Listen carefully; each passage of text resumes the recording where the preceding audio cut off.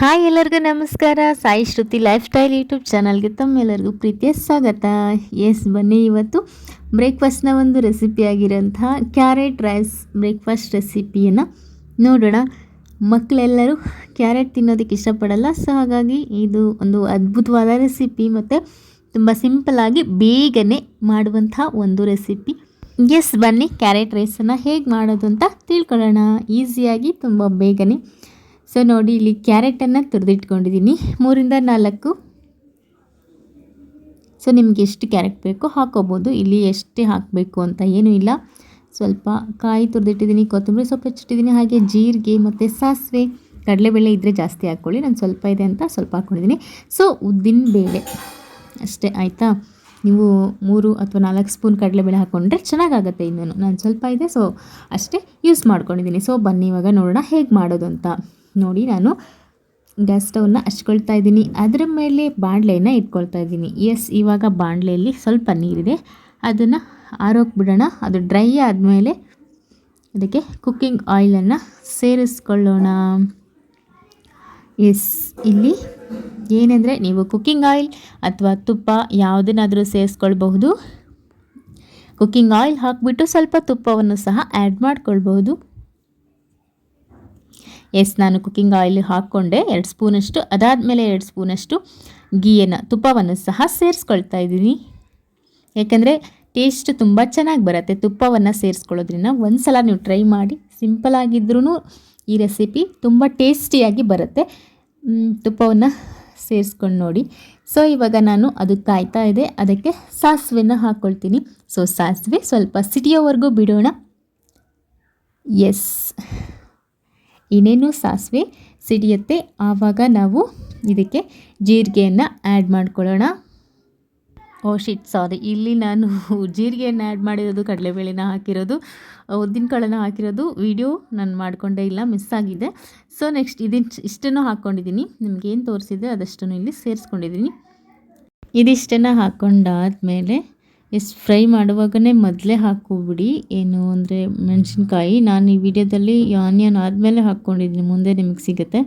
So ನೋಡಿ, ಅದಷ್ಟು fry ಮಾಡಿಕೊಂಡೆ, ಕಡಲೆಬೇಳೆ, ಉದ್ದಿನಕಾಳು, ಅದಾದಮೇಲೆ ಕರಿಬೇವೆಲ್ಲ ಹಾಕ್ಕೊಂಡು, ಅದಾದಮೇಲೆ ನಾನು ಆನಿಯನನ್ನು ಹಾಕ್ಕೊಂಡು ಫ್ರೈ ಮಾಡ್ತಾಯಿದ್ದೀನಿ. ಸೊ ಆನಿಯನ್ ಹಾಕಿದ ಮೇಲೆ ಸ್ವಲ್ಪ ಫ್ರೈ ಆಗಲಿಕ್ಕೆ ಬಿಡಬೇಕು, ಚೆನ್ನಾಗಿ ಫ್ರೈ ಆಗೋವರೆಗೂ ಚೆನ್ನಾಗಿ ಫ್ರೈ ಮಾಡ್ತಾನೇ ಇರಿ. ಚೆನ್ನಾಗಿ ಆನಿಯನ್ ಬೇಯಬೇಕು, ಆವಾಗ ಇನ್ನೂ ಟೇಸ್ಟಿಯಾಗಿ ಬರುತ್ತೆ. ಸೊ ನೋಡಿ, ನಾನಿಷ್ಟು ಫ್ರೈ ಮಾಡ್ಕೊಳ್ತಾ ಇದ್ದೀನಿ.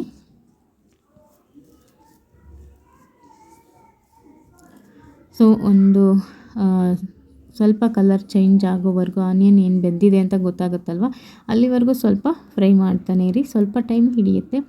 ಸೊ ನೋಡಿ, ನಾನು ಇನ್ನು ಮಧ್ಯದಲ್ಲಿ ಮೆಣಸಿನ್ಕಾಯಿನ ಹಾಕ್ಕೊಳ್ತಾ ಇದ್ದೀನಿ.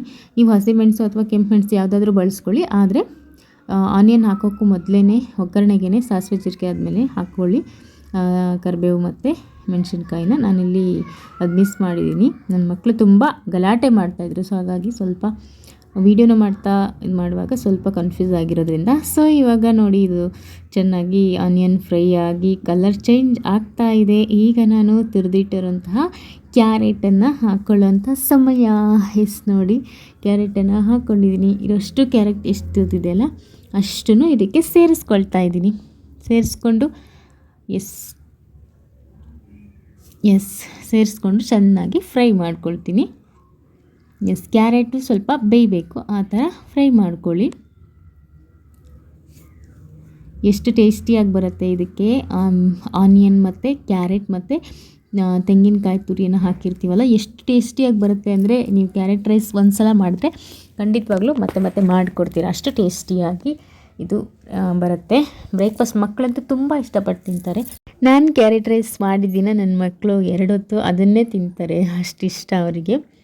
ಮಮ್ಮಿ ಕೊಡಮ್ಮ ಕ್ಯಾರೆಟ್ ಇಟ್ರನ್ನ ಅಂತ ಕೇಳ್ತಾ ಇರ್ತಾನೆ ನನ್ನ ಮಗ. ಕ್ಯಾರೆಟ್ ಇಟ್ರನ್ನ ಅಂತ ಇದು.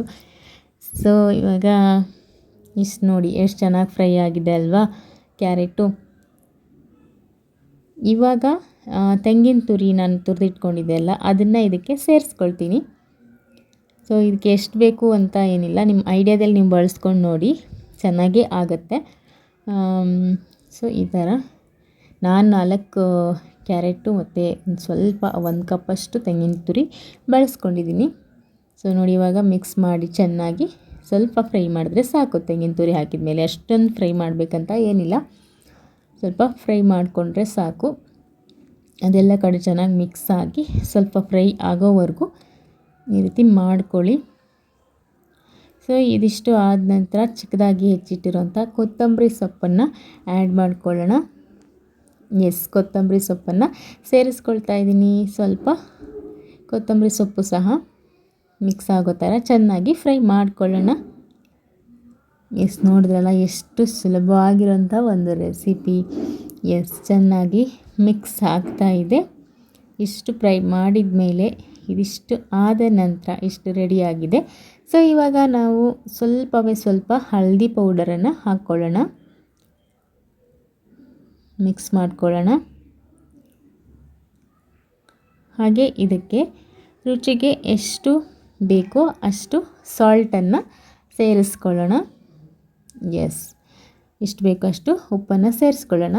ಸೊ ಇಷ್ಟು ಬೇಕೋ ಅಷ್ಟು ಉಪ್ಪು ಸೇರಿಸಾದ್ಮೇಲೆ ಚೆನ್ನಾಗಿ ಮಿಕ್ಸ್ ಮಾಡಿಬಿಡಿ. ಎಲ್ಲ ಕಡೆಗೂ ಅದು ಉಪ್ಪು ಚೆನ್ನಾಗಿ ಹಿಡಿಬೇಕು. ಹಳದಿ ಪೌಡರ್, ಅರಿಶಿನ ಪುಡಿ ಮತ್ತು ಉಪ್ಪು ಚೆನ್ನಾಗಿ ಹಿಡಿಬೇಕು. ಸೊ ಆ ಥರ ಚೆನ್ನಾಗಿ ಮಿಕ್ಸ್ ಮಾಡ್ಕೊಳ್ಳಿ. ಸಿಮ್ಮಲ್ಲೇ ಇಟ್ಕೊಳ್ಳಿ ಗ್ಯಾಸನ್ನು.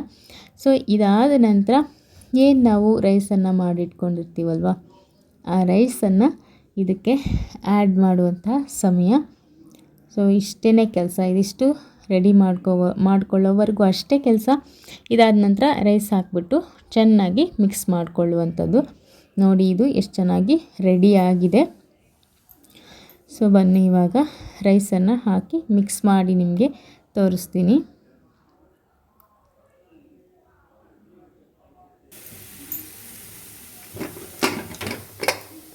ಇದು ನಾನು ರೈಸ್ ಮಾಡಿ ಇಟ್ಟಿರೋದು. ಬಿಸಿಯಾಗಿದೆ ರೈಸ್ ಕೂಡ. ಹಾಕ್ಕೊಳ್ತಾ ಇದ್ದೀನಿ. ಹಾಕ್ಕೊಂಡು ಮಿಕ್ಸ್ ಮಾಡಿ ಆಮೇಲೆ ಮತ್ತೆ ನಿಮಗೆ ತೋರಿಸ್ತೀನಿ.